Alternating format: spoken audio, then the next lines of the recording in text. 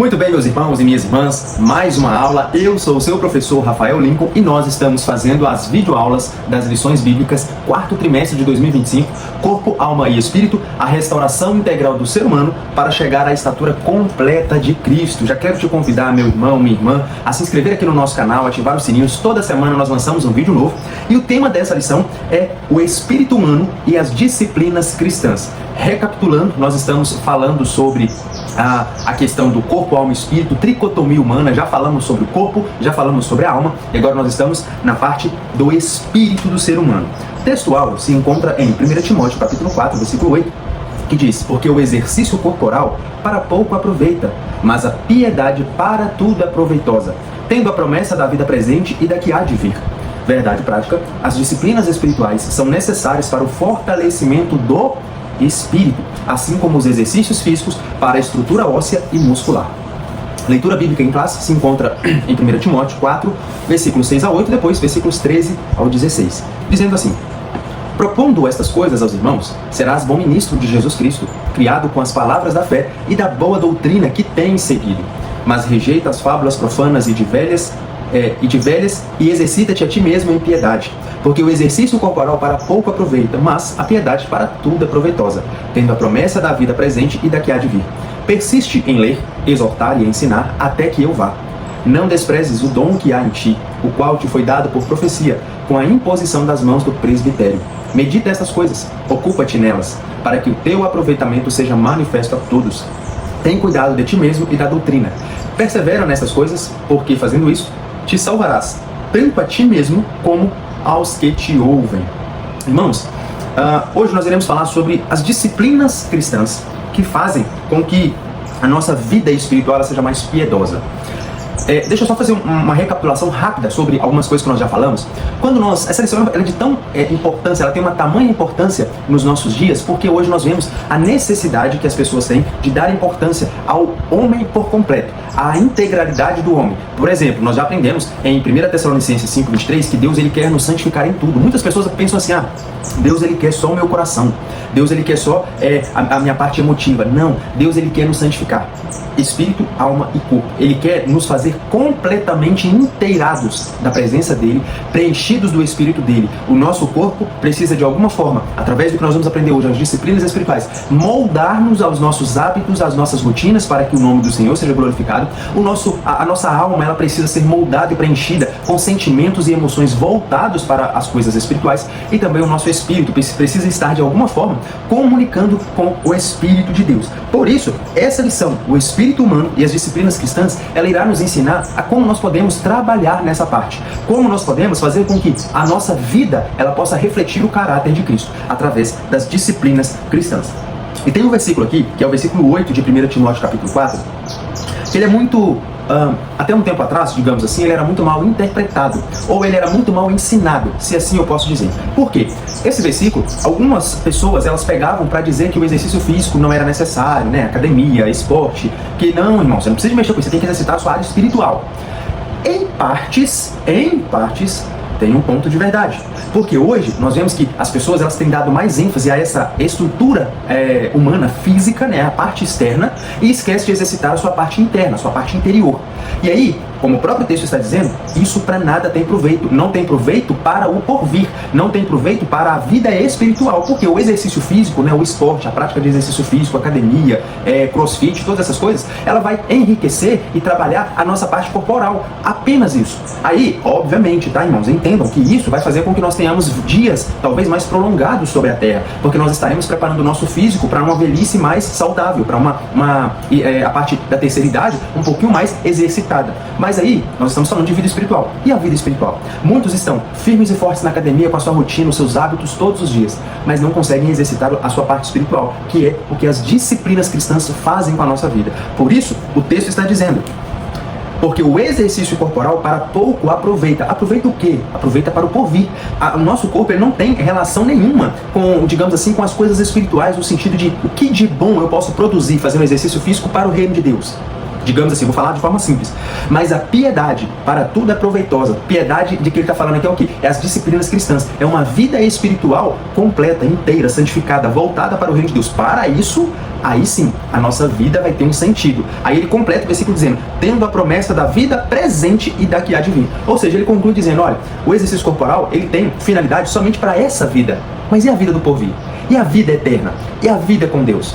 Entende? Então, esse é uma introdução que eu queria trazer para os irmãos. A gente entende a importância hoje, né? Em pleno século XXI, nós entendemos a importância de, sim, nós exercitarmos, fazermos esportes, exercícios físicos, uma caminhada, uma corrida, né? uma malhação ali na academia.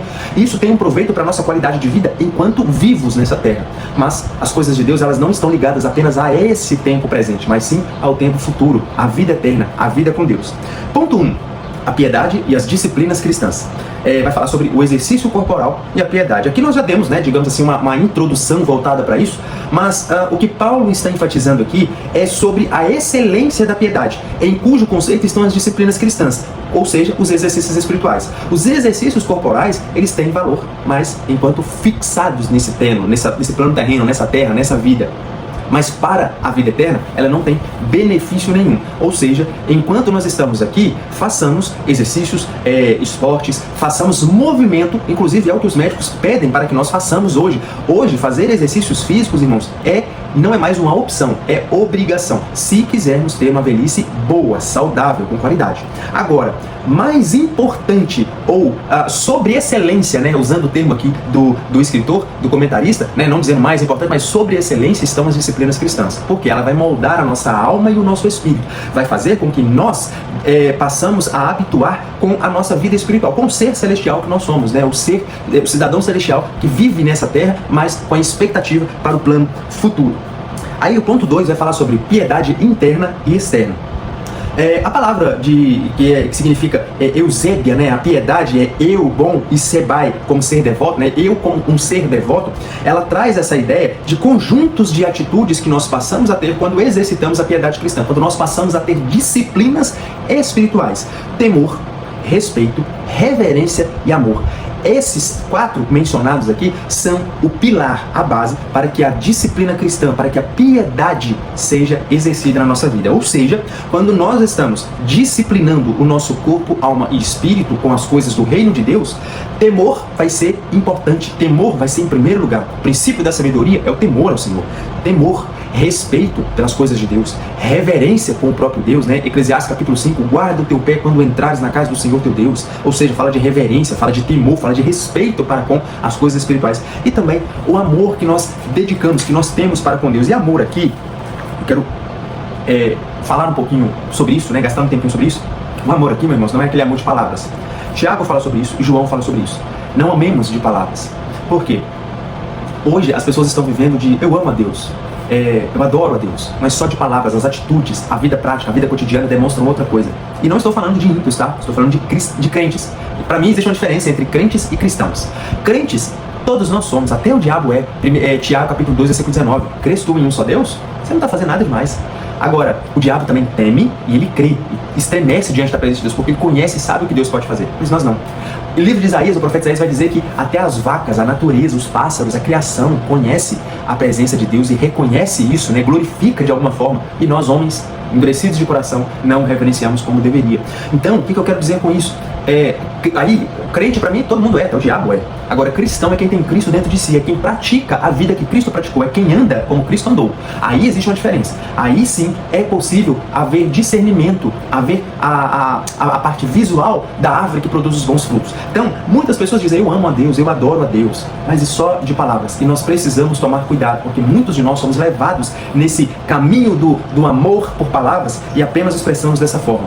Amamos a Deus em todos os momentos, falamos com as pessoas que amamos a Deus, mas a prática, o testemunho, a vida cotidiana revela outra coisa. E isso é muito triste. Quando nós dizemos algo com a boca que o corpo não condiz com o que estamos dizendo. Ou seja, eu falo com os meus lábios, mas o meu coração está longe do Senhor. Isaías dizendo sobre isso e Jesus reforçando essa mesma passagem de Isaías, dizendo que aos seus lábios eles falam de mim, falam das minhas coisas, mas o seu coração está distante. Vocês estão com festas, com reuniões, com datas comemorativas, mas isso tudo é apenas uma falácia, isso tudo é apenas uma emoção, não é o sentimento real da minha presença, da minha vida, uma verdadeira vida. Então nós precisamos tomar cuidado para não sermos hipócritas religiosos. Precisamos fazer com que a nossa vida ela seja verdadeira em tudo. Lá em Mateus capítulo 23, vamos fazer a leitura aqui, só para os irmãos entenderem, né, como que os próprios fariseus, eles foram repreendidos por Jesus exatamente por tentar ter uma vida aparentemente piedosa, mas na prática não era piedosa. Mateus capítulo 23, o capítulo 23 inteiro vai falar sobre exatamente isso. Os mestres da lei, os fariseus, os religiosos daquele tempo, eles falavam, mas não agiam. Eles pediam o povo para fazer, mas eles mesmos não faziam. Aí tem a passagem de Jesus fala assim: vocês sentam na cadeira de Moisés e falam e dão as cargas, as diretrizes para o povo, mas vocês mesmos não entram. Vocês ficam na porta do reino, mas impedem as pessoas de entrarem. Mas enfim, Mateus 23, versículos 5 ao 7, olha o que diz: tudo o que realizam tem como alvo serem observados pelas pessoas. Por isso fazem seus filactérios bem largos e as franjas de suas vestes mais longas. Amam o lugar de honra nos banquetes e os primeiros assentos na sinagoga. Gostam de ser cumprimentados nas praças e de serem chamados pelas pessoas de Rabi, Rabi. E aí a gente começa a ler esse capítulo e nós vamos ver a denúncia que Jesus estava fazendo contra a religiosidade, o farisaísmo, a hipocrisia. E, infelizmente, hoje a igreja, a denominação, o templo, quatro paredes, entenda isso, irmãos. Nós devemos levar em consideração que a igreja verdadeira, o corpo invisível de Cristo, ele é um só, ele é verdadeiro, ele está uníssono, glorificando o nome do Senhor, porque ele é composto de pessoas de todas as raças, línguas, povos e nações. Mas quando nós falamos de a igreja em I minúsculo, de templo, de denominação, de placa, né, de religiosidade, aí sim é onde nós vemos que o aglomerado de pessoas, na sua grande maioria, é a famosa religiosidade. Eles vivem dessa forma. Eu costumo dizer e exemplificar, só para os irmãos entenderem isso, às vezes quando nós estamos indo, isso de toda a minha trajetória, né, cristã, desde pequenininho, que eu me recorde, a gente sempre andou a pé de uma igreja, né, da nossa casa até a igreja. Então hoje não é diferente, hoje nós estamos congregando numa igreja, num bairro próximo ao nosso, mas que dá para ir a pé, porque na entrada, né, nós moramos numa parte do bairro e a igreja no início, então dá para ir a pé, 5, 10 minutinhos no máximo, até para fazer um exercício eu e minha esposa. E enquanto nós estamos indo, nós topamos com diversos irmãos, né, diversos outros crentes, indo para suas também denominações, e às vezes a gente passa e cumprimenta, e as pessoas às vezes vê a gente, passa do outro lado da rua só para não cumprimentar, ou cumprimenta com aquele Senhor, boa noite, com a boca fechada, como se não quisesse. Então eu imagino o seguinte: o amor das pessoas, né, dentro da igreja, dentro das quatro paredes, não, irmão, nós devemos amar o próximo. Aí sai das quatro paredes e não consegue amar o próprio irmão que professa a mesma fé. Entende o que eu quero dizer? Então isso entra também nas disciplinas cristãs: o amor, temor, reverência, o amor e, nós falamos aqui, o respeito. Isso tudo precisa ser exercitado, não só para com as coisas espirituais. Porque, meu irmão e minha irmã, professor e professora, se o nosso relacionamento vertical, que é o relacionamento com Deus, está correto, reverência, respeito, temor e amor, a minha linha horizontal com o meu próximo também estará equilibrada, também estará sendo refletida. Por quê? Não há a possibilidade, como diz João, de dizer que ama a Deus e não ama o meu irmão. Aquele que diz que ama a Deus não ama o seu irmão, está cometendo pecado. Então, por isso nós precisamos tomar cuidado. As disciplinas espirituais externas são oração, jejum e leitura da palavra. É o que é muito falado. Mas existem as orações, as disciplinas espirituais internas, que são tratadas em nosso caráter, em nossa alma, exatamente nessas questões de reverência, respeito, temor e amor. E isso engloba, generalizando todas as demais, né? Como o respeito para com o meu próximo, ajudar o meu próximo, contribuir com o meu próximo. Ponto 3, para a gente poder prosseguir: piedade e discrição. A prática das disciplinas espirituais não combina com o exibicionismo. E aqui, pegando, assim, para ser bem sincero, para os irmãos e para as irmãs, eu sei que quando nós lemos frases como essa, liga-se na nossa mente inúmeros fatos que nós podemos citar como exemplo, né, inúmeras passagens bíblicas, como por exemplo a que nós acabamos de ler de Mateus 23, né, que eles amavam, os fariseus, os religiosos, os hipócritas, eles amavam sentar nos primeiros lugares, eles amavam colocar, né, os seus filactérios, né, o filactérios era na vestimenta do judeu, é como se fosse a quantidade de oração que aquelas pessoas fazem, as suas, a palavrinha aqui que eu esqueci, Mateus 23:5, fala aqui, ó, filactérios, as franjas dos seus vestidos, né? Naquela passagem da mulher que está com fluxo de sangue há 12 anos, ela toca nas vestes de Jesus. Ali, os judeus, né, os estudiosos, os mestres, os teólogos, eles dizem que onde a mulher tocou é exatamente nessa franja, porque no vestido, né, na túnica dos judeus daquele primeiro período, né, no tempo bíblico, ele tinha, como se fossem as franjinhas. E aí as franjinhas significavam, elas tinham seu significado, e aquele toque que aquela mulher simbolizou no toque ali, que ela tocou, foi de onde saiu a virtude que a curou. Então, os fariseus, nesse tempo, eles colocavam suas franjas mais longas para dizer que a sua vida com Deus era mais importante, que ele tinha uma reverência maior, né? Tem todo um significado, obviamente, não é o foco aqui da nossa lição, mas o exibicionismo, ele não combina com a piedade cristã. Irmãos e minhas irmãs, eu, Rafael, sendo bem sincero, quando nós lemos a Bíblia, nós vemos que todos os homens de Deus Não só os que foram registrados na Bíblia, mas, por exemplo, os que foram registrados na história. D.L. Moody, né, Dwight Light Moody, Arthur Wilson Pink, A.W. Pink, Charles Spurgeon, John Wesley, George Whitefield, grandes pregadores, exerceram a sua piedade cristã, e o exibicionismo nunca foi parte da vida deles. Pelo contrário, eles preferiram o anonimato. Obviamente, eles se tornaram famosos, na grande maioria desses homens, depois que eles morreram, que as suas mensagens começaram a ser disseminadas, né? Hoje nós temos aí canais no YouTube com pregações inteiras, por exemplo, de Billy Graham, de John Wesley, George Whitefield, Jonathan Edwards, desses grandes pregadores. Mas em seu tempo, enquanto eles eram vivos, digamos assim, eles não tinham esse exibicionismo que nós vemos hoje, essa reverência ao humano, endeusificando o homem, porque isso não combina com a piedade cristã. Nós vemos os grandes homens de Deus, os registrados na Bíblia, os registrados na história, que eles nunca se quiseram exibição, nunca quiseram aparecimento, a glória para si, pelo contrário, rendiam-se diante do Senhor e glorificavam ao invés de se exaltar. Tem até, estava conversando com a minha esposa esses dias sobre isso, ela deu a palavra na igreja, né, na última quinta-feira, e a gente veio conversando sobre isso nesse trajeto da igreja para casa, sobre o momento em que, se não me falha a memória, Charles Spurgeon, ele estava pregando e a igreja, né, lotada, né, eram homens que lotavam templos, 10 mil pessoas. Por exemplo, George Whitefield pregou para 100 mil pessoas sem microfone, sem aquele alto-falante, sem nada, assim, só com o som da sua voz. É algo milagroso, misterioso, irmãos. Assim como Jesus pregava para milhares de pessoas sem microfone, megafone, nada, era só com o som da sua voz e o Espírito de Deus assoprando no coração das pessoas.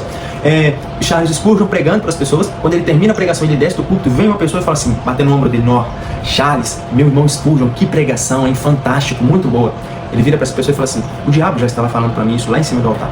Ou seja, antes mesmo de você descer do púlpito, o diabo já está soprando no seu ouvido isso aí, ó, você tá top, você tá bom, que palavra boa. É o exibicionismo, e isso, meu irmão, se nós não tomarmos cuidado, isso pode criar uma raiz de endeusamento, de orgulho, de soberba, e cairmos, como diz 1 Timóteo, aos neófitos, né? Não eleja os neófitos novos na fé como presbíteros, como diáconos, porque senão eles podem cair no mesmo caminho que caiu Satanás, da soberba, do orgulho, de achar que pode, que já que consegue. Nós precisamos tomar cuidado com isso. Se buscarmos glória humana, nossa recompensa se resumirá apenas a essa terra. É o que Jesus falou para o povo, né? Lá em Mateus 5, no Sermão do Monte, né? Extensão, Mateus 5, 6, 7, ele vai falando ali, ele diz, olha, não vai para as praças orar em voz alta, como os fariseus fazem. Eles já receberam a sua recompensa. As pessoas já estão vendo e falando, ó, aquele fariseu ali, ele ora muito. A glória já foi dada a ele, a recompensa dele. Mas quando nós, como diz lá em Mateus, fechamos a porta do nosso quarto, adentramos e em secreto falamos com Deus, o mesmo Deus que nós estamos falando em secreto, ele também nos recompensará. Por isso, irmãos, precisamos tomar cuidado. Recompensa efêmera, é só passageiro, transitório, é só ligados a esse mundo. E isso para Deus não tem valor algum. Precisamos tomar cuidado, porque a piedade não combina com o exibicionismo. Piedade combina com discrição. Isso não sou eu que estou dizendo, isso é a Bíblia que está dizendo. Segundo tópico, o desafio das disciplinas espirituais. E aí, nós temos a analogia do corpo. Meu irmão e minha irmã, professor, instrutor bíblico, você que está nos ouvindo, na introdução da aula de hoje, nós já falamos sobre essa parte do exercício corporal. Quanto menos se exercita, mais rígido, mais preguiçoso, mais sedentário o nosso corpo vai ficar. E automaticamente, aquilo, né, o nosso corpo, a nossa estrutura, elas são articulações. Se você pegar, por exemplo, né, quem trabalha com máquinas ou trabalha com coisas de movimento, ferro ou articulações, se você não lubrificar, aquilo ali vai enferrujar e aí você não consegue mais fazer o mesmo movimento. Pega um alicate, eu tenho um alicate aqui enferrujado, eu não consigo mexer com ele. Pega um alicate novo e um alicate já enferrujado. O novo, ele abre sozinho, você só pega ele que ele já abre. Ou você não precisa ficar fazendo força porque a articulação dele está lubrificada, está exercitando. Mas o alicate enferrujado que eu tenho aqui, que eu passo muita raiva com ele, quando eu vou abrir ele, eu tenho que fazer tanta força, irmão, e é difícil que às vezes nem consegue abrir. Então o que eu fiz? Eu passei um pouquinho de lubrificante nele e fiquei fazendo assim, ó, para ele tentar amaciar. O óleo foi escorrendo, né, entrou nas suas junções ali, e aí sim ele abre um pouquinho, mas ainda assim já perdeu toda a sua sensibilidade. Conosco não é diferente. O nosso corpo, ele precisa estar em movimento, andando, caminhando, correndo, movendo de alguma forma, para que as nossas articulações sejam fortalecidas. Cria-se músculo ósseo, memória muscular, né, musculatura óssea, musculatura corporal, a gente precisa disso. Então, quando Paulo ele está fazendo essa analogia do corpo, ele está dizendo o seguinte, ó, quanto mais tempo você ficar parado, pior vai ser. Isso para exercício corporal, que de nada para a vida futura tem proveito, só para essa terra. Ou seja, a mesma coisa da recompensa. Enquanto você estiver nesse plano terreno fazendo exercício físico, você vai receber sua recompensa só aqui. Você vai viver um pouquinho mais, vai ter uma qualidade de vida melhor, você não vai ficar debilitado dependendo, né, do tempo que você exercita. Então, a recompensa vai ser aqui. Mas o que Paulo está querendo nos ensinar? A piedade cristã precisa ser exercitada da mesma forma que o corpo humano é exercitado em movimento, numa academia, num esporte, num exercício físico. Ou seja, quanto menos nós oramos, quanto menos nós jejuamos, quanto menos nós lemos a Bíblia, o que você acha que vai acontecer com a sua vida espiritual? Como você acha que vai estar o seu espírito, né? A sua parte interior de relacionamento com Deus? Lembra? A nossa alma é quem nós somos. Para eu ter contato com esse mundo, sentir o vento, sentir a planta, sentir o toque dessa lição, sentir o ar, tudo, eu preciso do corpo. Então a minha alma, quem o Rafael de fato é, ele tem contato com esse plano terreno, com esse mundo externo, por conta do corpo, os nossos 5 sentidos, as janelas da alma. Agora, a minha pergunta é, em relação a Deus? Como eu consigo ter contato com Deus? Através do espírito humano, que Deus assoprou sobre o barro, e aí nós passamos a ser alma vivente. O espírito, ele nos liga, ou faz a comunicação entre a nossa alma e o próprio Deus. Então, para que o Rafael, a minha alma, possa viver um pouquinho mais nesse plano terreno, eu exercito, faço exercícios, faço movimentos, faço esportes aqui nesse plano terreno. Eu vou ter uma qualidade de vida um pouquinho menor. Agora, se eu quero ter uma vida piedosa com Deus, reverência, respeito, temor, amor, né, uma vida frutífera com Deus, eu preciso exercitar também oração, jejum, leitura da palavra, dedicação às coisas de Deus. Quanto menos eu oro, menos eu vou querer orar. Quanto menos da Bíblia eu leio, menos da Bíblia eu vou querer ler. Então nós precisamos levar isso em consideração. Tem uma passagem, vamos fazer a leitura aqui de Hebreus, capítulo 12, muito conhecida. Tornai a levantar as vossas mãos e os joelhos desconjuntados. Livro de Hebreus, capítulo de número 12, versículo de número 2. 12, versículo... Hebreus 12, desculpa. São as provas que revelam o amor do Pai. Olha só, a exortação à paz e à sinceridade. É o que o texto vai trazer pra gente, exatamente essa ideia de vigiar, de tomar cuidado com a nossa disciplina espiritual. Mas no versículo 12, ele diz assim, olha, sendo assim, fortalecei as mãos enfraquecidas e os joelhos vacilantes. Olha só, fortalecei as vossas mãos enfraquecidas e os joelhos vacilantes. Tem uma versão que diz, portanto, né, a versão mais comum, o ARC, portanto, tornai a levantar as vossas mãos cansadas e os joelhos desconjuntados. Aqui é uma linguagem metafórica se referindo à fraqueza do nosso espírito. E ela é tão profunda que é sentida no nosso corpo. Ou seja, quando nós estamos com a nossa vida espiritual ativa, ligada, nós temos facilidade de levantar as nossas mãos, né, render glórias ao Senhor. O nosso corpo, ele está, ao mesmo tempo, uma ligação intrínseca com as coisas de Deus. Por exemplo, Davi, quando ele conseguiu trazer a Arca da Aliança, ele estava em tão profunda comunhão com Deus que o seu corpo, ele de alguma forma, trouxe essa ideia. Eu estou muito feliz, muito. E o que ele fez? Ele dançou. Não dançou como as pessoas imaginam hoje, né, nessas peças teatrais, de ministério de dança, de igreja. Não era isso, essas danças individuais. Ele estava expressando a sua alegria de forma externa, para as pessoas verem. E aí, irmãos, nós devemos fazer isso. Quando nós estamos com as nossas mãos enfraquecidas, os nossos joelhos desconjuntados, cansados, abatidos, significa que nós precisamos fortalecer o nosso espírito. As práticas, focalizando novamente, espirituais, a disciplina cristã, a vida piedosa, ela não combina com o exibicionismo e ela não pode ser negligenciada. Ponto 2, a apatia, engano e pecado. Aqui nós vamos falar sobre a questão da perda de discernimento e sensibilidade da vida espiritual. Infelizmente, vamos fazer a leitura de um texto. Infelizmente, eu vou falar assim para os irmãos entenderem. Vamos fazer a leitura primeiro e eu comento. 1 João, capítulo 3, versículo 7 e 8. Primeira carta de João, capítulo de número 3, versículo 7 e 8, diz assim, ó, filhinhos, ninguém vos iluda.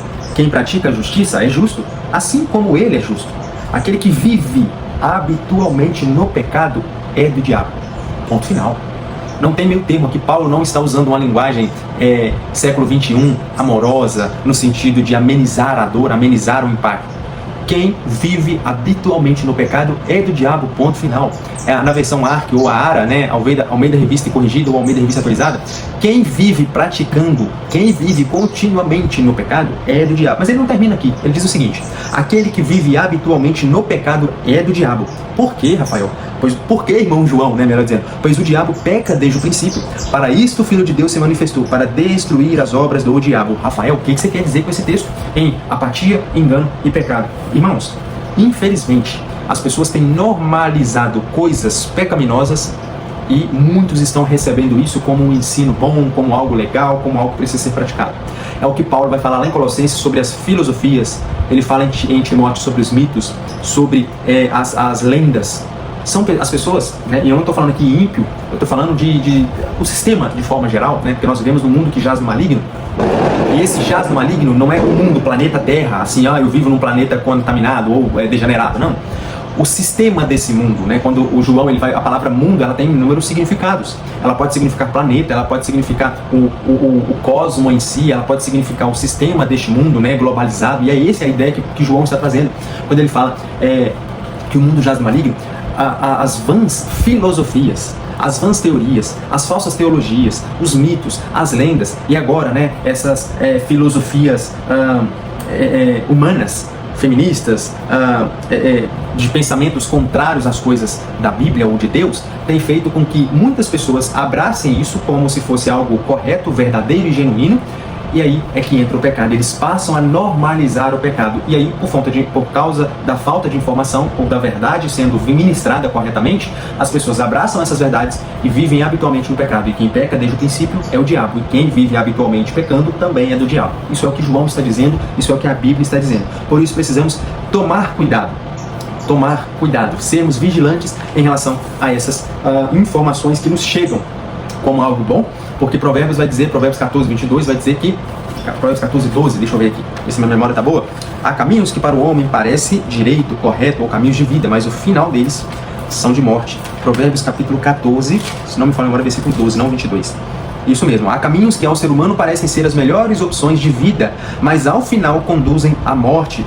Provérbios 16, 9, olha o que diz: em sua alma o homem planeja seus caminhos, mas o Senhor é quem determina os seus passos. Então, queridos irmãos e irmãs, nós devemos tomar cuidado quanto às coisas que nós abraçamos. Devemos pegar essas informações e, à luz da Bíblia, analisar, a discernir o que é do Espírito de Deus e do Espírito deste mundo, o que é agradável ao Senhor e o que é desagradável ao Senhor.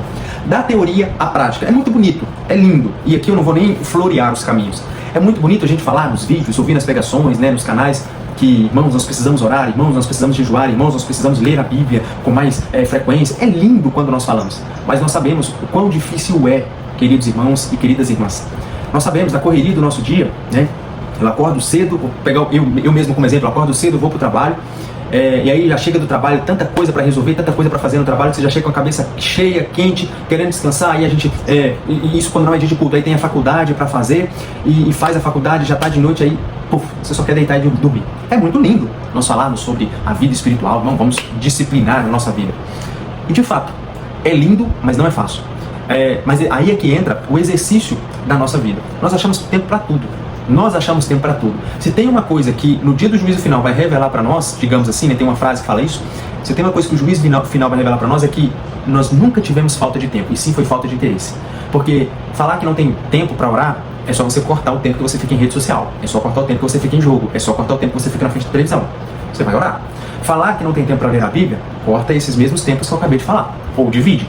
Então, o exercício espiritual é da mesma forma. Se hoje o seu médico, você vai no médico, faz uma consulta e o seu médico fala assim: olha, Rafael, irmão fulano de tal, irmã cicrana, seguinte, você quer viver mais, né? Ó, você está debilitado, você está doente, e para você melhorar você vai ter que exercitar, você vai ter que ir para academia, ou você vai ter que fazer algum esporte, ou fazer algum tipo de exercício físico. Você vai querer viver mais, obviamente, eu tenho certeza disso. Você não vai simplesmente deitar na cama e falar: então pronto, não vou fazer nada, eu vou morrer. E aí, onde antes você não tinha tempo, agora você vai achar tempo. Porque se tem uma coisa que corta, tira tudo aquilo que toma o nosso tempo, é a saúde. Tira tudo. Você sai de trabalho, você sai de faculdade, você corta tempo de lazer para cuidar da sua saúde. Da mesma forma a nossa vida espiritual. E aqui entra o que eu quero dizer da prática, da teoria à prática. Enquanto nós vivemos falando sobre essas coisas, nós nunca vamos passar a exercitar. Mas a partir do momento que nós pararmos para fazer, a nossa vida espiritual muda. E hoje muitos estão doentes, enfermos e dormindo, né, na linguagem de Paulo lá de 1 Coríntios, capítulo 11, é exatamente por isso. Porque não conseguiu detectar que precisa parar para exercitar a sua vida espiritual. Está exercitando o corpo, está exercitando todas as outras coisas, menos aquilo que é ligado às coisas de Deus, menos aquilo que vai fazer com que a sua vida espiritual seja tão fortalecida, tanto para a sua vida quanto para do porvir. Então, é lindo falarmos que temos que orar, temos que ler a Bíblia, temos que jejuar, mas é difícil na prática, porque cada um de nós, eu dei aqui um exemplo meu, né? Cada um de nós temos as nossas correrias, mas irmãos, isso não pode ser justificativa para nós ficarmos estagnados na fé, recebendo só o que os outros estão dando. E aqui eu vou falar uma última coisa para a gente pular para o último tópico. Eu costumo sempre dizer isso. A igreja, denominação, a placa, as quatro paredes, ela não vai te alimentar espiritualmente para você ser fortalecido. A igreja, templo, quatro paredes, é o lugar de nós congregarmos, de nós reunirmos para entregarmos a Deus aquilo que nós já recebemos durante o dia. É lá onde o ímpio, o gentio, a pessoa que o infiel e não crê em Deus, ele vai para ouvir o evangelho e ele vai, de alguma forma, ser tocado e passar a ser servo do Senhor, filho de Deus. A igreja serve para isso, para receber aos seus membros e os seus membros entregar aquilo que já recebeu durante o dia, que é entregar o seu culto a Deus. Então a gente tem um lugar para fazer isso, e a igreja também é um lugar que vai, de alguma forma, estar aberta para receber aqueles que estão distantes do caminho do Senhor. Agora, tem pessoas, e aqui eu não vou generalizar, mas são a maioria, que eles só se alimentam espiritualmente indo à igreja, ao templo, às quatro paredes. E aí, irmão, é por isso que você, ou você, minha irmã, está definhando espiritualmente, está fraca espiritualmente, está doente espiritualmente. Porque a gente só conseguirá ser alimentado verdadeiramente, fortalecido verdadeiramente em nosso devocional diário. É quando eu estou ligado a Deus no meu quarto, ou na minha casa, ou no meu trabalho, em algum momento que não tem ninguém, que você chegue mais cedo, né, e faça, ou na faculdade, em algum cantinho. É nesse momento que você vai ser alimentado, quando você está elevando seus pensamentos em oração a Deus, quando você está lendo as Escrituras e alimentando automaticamente, né, o seu corpo, a sua alma, o seu espírito com a leitura da palavra e exercitando a prática do jejum. Aí sim nós sairemos de crentes fracos, doentes e que dormem para crentes piedosos, fortalecidos, cheios da presença de Deus. Último ponto, as disciplinas e a luta espiritual, as astúcias do maligno. Meu irmão, a intenção do inimigo é exatamente essa. Eu dei o exemplo humano, simples, das dificuldades, como a falta de tempo. A justificativa número 1, é a que bate qualquer justificativa, ela está lá em cima no topo da justificativa do porquê os crentes não estão exercitando a sua vida espiritual mais. Porque falta de tempo. É a primeira palavra que vem na mente ou na boca. Mas nós não podemos negligenciar que o inimigo também tem as suas artimanhas para nos fazer ficar afastados. A primeira, né, que é a falta de tempo, isso aí é eu mesmo dizendo para mim, eu não tenho tempo, então eu não vou exercitar. Ponto, o diabo não tem que fazer mais nada com você. Você mesmo já se limitou, eu não vou exercitar minha vida espiritual, leitura da Bíblia, jejum e oração, porque eu não tenho tempo. Acabou. Agora, quando você tem aquele pensamento assim, irmão Rafael, eu não tenho tempo, mas eu vou fazer um tempo. Paulo, ele fala, escrevendo para Timóteo, ele diz assim, olha, pregues a tempo e fora de tempo, remindo o tempo. Ou seja, ache uma brecha, encontre um momento, tire aquilo que não é tão importante para colocar o que é importante. E aí, se você vira para mim e fala assim, irmão Rafael, eu não tenho tempo, mas eu vou achar um tempo. E você, que aí é uma responsabilidade inteiramente sua, é uma responsabilidade inteiramente minha, essa forma de achar o tempo, de encontrar essa brecha, é uma dinâmica minha. Eu é que tenho que achar e dizer, olha, onde que eu consigo tirar um pouquinho do tempo para poder encaixar essa atividade. E aí, quando você, honestamente, humildemente, sinceramente, você tem esse pensamento, essa sinceridade de querer encontrar tempo para as coisas espirituais, é onde entra a astúcia do inimigo. Que aí é onde ele vai entrar trazendo empecilhos para você não concluir a sua missão. É nesse momento que, na hora que achei tempo, eu não tinha tempo, fiz uma reordenação na minha agenda, encontrei tempo. Aí você vai ler a Bíblia. Se é de noite, o inimigo vai começar a colocar canseira em você mais, né, uma sobrecarga maior sobre você, uma sonolência quando você for ler a Bíblia. Ele vai começar se você não desativar as notificações do seu celular, deixar o celularzinho aqui do lado, ele vai começar a instigar alguém para te notificar de alguma coisa, um vídeo legal que você estava esperando saiu, o vídeo do irmão Rafael ali com uma nova lição bíblica saiu, já vou clicar para assistir. Meu irmão, não faça isso. Quando você encontrar a brecha para ordenar a sua rotina e encontrar um momento para encaixar leitura da Bíblia, oração e jejum, tudo aquilo que você puder remover, que tirará sua atenção, o faça. Porque assim você tira as distrações e consegue ligar a sua mente, o seu cérebro, apenas nas coisas exercitadas da palavra de Deus, daquilo que você está fazendo. Então, nós precisamos, de alguma forma, manter as frequências no culto, manter as frequências na escola dominical, manter as frequências na leitura da Bíblia, manter as frequências na oração. Lembre-se, quem ora muito nunca começou orando 2 horas, 1 hora, 30 minutos. Começou com frases curtas, com momentos, com períodos curtos de oração. Às vezes a gente quer começar a nossa oração falando ali 1001 coisas para Deus e não, eu tenho que ficar 1 hora. E aí você acaba não falando nada, dormindo ou com a mente dispersa. Comece sendo sincero. Comece dizendo coisas simples. Senhor, muito obrigado. Obrigado pelo dia de trabalho, obrigado pela vida que o Senhor me concedeu, pela família, pela casa, pelo alimento. Coisas simples. Comece agradecendo. Mas comece. Na academia, quando a gente começa, no primeiro dia você faz, mesmo com os pezinhos mais leves, que você fica até com vergonha de ficar levantando, no fim do dia, suas articulações, seus músculos, vai estar tudo doendo. Vai ficar 1 mês, todo quebrado. No dia que, na outra hora que você for levantar, você vai pensar, não vou lá na academia não. Na oração é a mesma coisa. Você ora um pouquinho agora, aí depois, agora não, já agradecer a Deus. Não limite e não perca o seu foco, tá? Então, as astúcias do maligno, ele vai usar artimanhas para tirar o nosso foco, tirar a nossa frequência, tirar a nossa pontualidade sobre essas coisas.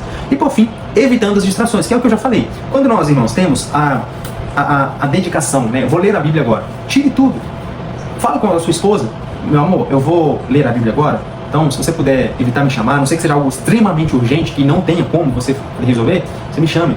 Ou feche a porta do seu quarto, pega o celular, deixa num outro cômodo longe, silenciado, exatamente para você não ter que ouvir o bip lá, né, a sinalização, a notificação, e aí mesmo que você não vá lá pegar, o seu cérebro ele já distraiu, e aí você perdeu o foco do que você estava fazendo. Seja uma oração, seja uma leitura da Bíblia, tá? Então a gente precisa, tem pessoas que têm a compulsão de todo momento estar com o celular, inclusive dentro da igreja. Irmãos, eu vou falar a experiência minha, só para os irmãos entenderem como as coisas têm estado muito diferentes. Nós congregamos em uma igreja que a gente chegava cedo, vamos supor, o culto começava às 7 horas, 6h40, 6h50 nós estávamos na igreja. Normalmente, nós crescemos, e eu cresci nesse ambiente, de que, cara, chegou cedo, chegamos antes do culto começar, é oração. A igreja está em silêncio, os irmãos estão com os joelhos dobrados, ou ali sentado, inclinando o seu pensamento em oração, ou lendo a Bíblia, mas ele está ali em silêncio, meditando. É o momento dele e Deus, preparando para entregar o culto, para receber ali a abertura do culto. Isso é o que nós aprendemos, mas hoje a gente chega na igreja, né, falando dessa congregação que nós estávamos, e não só essa, muitas outras que nós passamos e vimos também de visita. O culto, antes de começar, as pessoas estavam no celular, umas conversando com as outras, grupinho de irmãos conversando alto, irmão vendo vídeos de política dentro da igreja com volume alto, outros vendo rede social, Facebook, Instagram, né, vendo rede social. E aí a gente olha e observa e pensa, como que pode? Como que a gente ora? Aí a gente tenta dobrar o joelho para orar, não consegue, porque tem o zunido a voz de um político aqui de um lado, tem o som de um rios passando no outro, aí você ouve o grupinho de pessoas lá atrás conversando alto, rindo alto, como se estivesse numa roda de amigos ali, num bar conversando, sabe? Então, nós precisamos evitar essas distrações. E as igrejas precisam começar a tirar essas distrações também do seu meio. Pelo menos assim, a minha visão, tá? Eu não sei como é na congregação dos irmãos. Tem congregação que no começo, os irmãos chegam, aí já coloca lá tipo um YouTube tocando uma música, e aí os irmãos já chegam, vai conversar, ninguém ora mais, ninguém pega a Bíblia para ler. Então tá ali um vídeo do YouTube no telão passando, uma música um pouco alta, você não consegue orar. Então são várias formas, né? Isso aí eu estou falando exemplos de denominações que nós visitamos, denominações que nós congregamos que tinham essas práticas, e eu cresci num ambiente de que, igual eu falei, você chegava cedo para o culto, você dobrava o joelho e ia orar, você sentava e iria ler a Bíblia, você não tinha que ficar conversando. E se conversasse, puxava a irmã lá para fora, falava bem baixinho para exatamente não interromper ali aquele momento. É um momento de devoção, dedicação a Deus. Então precisa ter isso. Obviamente, eu não quero mudar nada, eu não quero estipular nada. Eu sou apenas um membro, um servo do Senhor. Mas eu estou dizendo algo que é o que tem distraído as pessoas. As pessoas não têm ido mais à igreja com o intuito de, vou chegar na igreja, dobrar os meus joelhos, abrir a palavra e cultuar a Deus. Eles chegam na igreja como se fosse, cheguei na casa do churrasco de domingo do irmão, não tem ninguém conversando comigo, vou abrir o WhatsApp, vou ver vídeo, cheguei na casa do irmão, vou conversar com ele, sabe? É como se você estivesse chegando num lugar público, comum. E aí perde-se temor, respeito, reverência e amor. E esses 4 são a base, o pilar da piedade cristã, da vida cristã. Precisamos exercitar. E se não o fizermos, estaremos defiando a nós mesmos. Ninguém pode fazer isso por você. Minha mãe, ela pode orar por mim, mas a oração dela não vai fazer com que Deus de alguma forma revigore tudo dentro de mim como se eu o estivesse fazendo. Não. Ninguém pode malhar por você na academia. Ninguém pode correr uma corrida por você para que as suas pernas fiquem mais enrijecidas, fiquem mais firmes. Não. Você tem que fazer. Nós temos que fazer. Eu tenho que fazer. Concluindo, o exercício das disciplinas espirituais é fundamental para nos fortalecer e nos dar. Nós nem falamos sobre isso, né? Nós falamos mais da parte física, esfera material, mas para nos dar poder contra as forças das trevas. Assim como as necessidades físicas, nosso espírito precisa ser alimentado diariamente e durante toda a vida. Meus irmãos, quero agradecer a cada um de vocês, minhas irmãs, que ficaram até o fim, que chegaram até aqui. Obrigado por estar acompanhando aí essa série de vídeos de EBD, esse subsídio teológico. Espero que as aulas possam de alguma forma ajudar, contribuir com a classe de vocês e que vocês possam estar crescendo, tanto espiritualmente, quanto fisicamente e intelectualmente, né? Porque a palavra de Deus está sendo ministrada. Eu peço mais uma vez, inscreva-se aqui no nosso canal, ative o sininho e toda semana você receberá uma notificação de que nós lançamos mais um vídeo. No mais, Deus abençoe a sua classe, Deus abençoe a sua aula, a sua semana. Fiquem com Deus.